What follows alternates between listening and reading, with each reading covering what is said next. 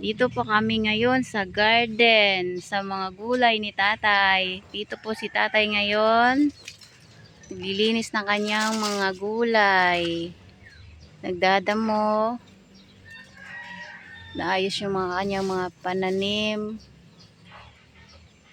Ayan. May mga gabi, talbos, patola, pechay, talong, kanyang mga tanim dito. Yan, masipag lang talaga si tatay kaya marami siyang pananim at saka para mayroon kaming lalakong gulay. Kaya si tatay kahit pagod galing sa trabaho, may oras pa siyang mag-alaga ng kanyang mga gulay.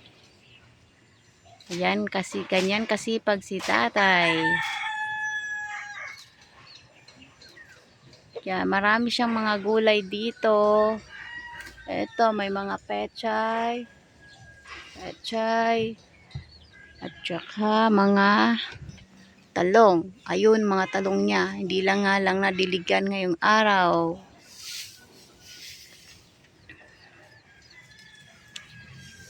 Yan, break time po ni tatay ngayon, alas 9. Kaya habang nagkakape, andito siya, naglilinis kanyang mga gulay. Naayos niya tinatanggal niya yung mga tuyong dahon. O yan, may hinog na siyang kamatis. Oh. Nakuha ko na nga yung iba dyan eh. Ay, yung tatlo doon, o yung apat, malapit na yun. Malapit na mahinog yun. Yan. Andun po si nanay, ang asawa ni tatay, si nanay makulit. Mabungangera. Pumunta siya dito. Baka bubungaan na naman si tatay. Hanggang dito na lang po tayo. Yan, sinundo ni tatay si nanay kasi baka mamaya malaglag siya, maligaw. Ulyanin na kasi. Kaya dito na kami. Ayan, ang sweet ng mag-asawa. Sweet sila pero lagi nag-aaway. Lalo na pag walang pera si nanay, laging inaaway si tatay.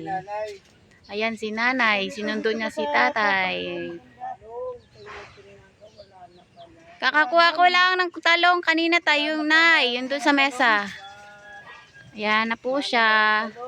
Baka mamaya maligaw na po na naman siya. Si nanay, walang bra. Bakit? Wala na ikaw talong. Ayun nga, wala na.